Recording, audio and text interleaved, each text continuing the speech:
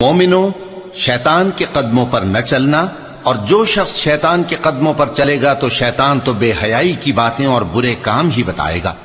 اور اگر تم پر اللہ کا فضل اور اس کی مہربانی نہ ہوتی تو ایک شخص بھی تم میں پاک نہ ہو سکتا، مگر اللہ جس کو چاہتا ہے پاک کر دیتا ہے، اور اللہ سننے والا ہے، جاننے والا ہے۔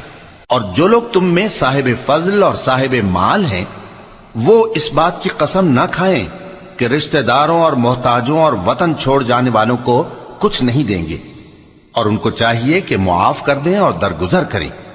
کیا تم پسند نہیں کرتے کہ اللہ تم کو بخش دے؟ اور اللہ تو بخشنے والا ہے، مہربان ہے۔ جو لوگ پرہیزگار اور برے کاموں سے بے خبر اور ایماندار عورتوں پر بدکاری کی تہمت لگاتی ہیں، ان پر دنیا اور آخرت دونوں میں لعنت ہے، اور ان کو سخت عذاب ہوگا، یعنی قیامت کے روز جس دن ان کی زبانیں اور ہاتھ اور پاؤں سب ان کے کاموں کی گواہی دیں گے۔ اس دن اللہ ان کو ان کے اعمال کا پورا پورا اور ٹھیک ٹھیک بدلہ دے گا، اور ان کو معلوم ہو جائے گا کہ اللہ برحق اور حق کو ظاہر کرنے والا ہے۔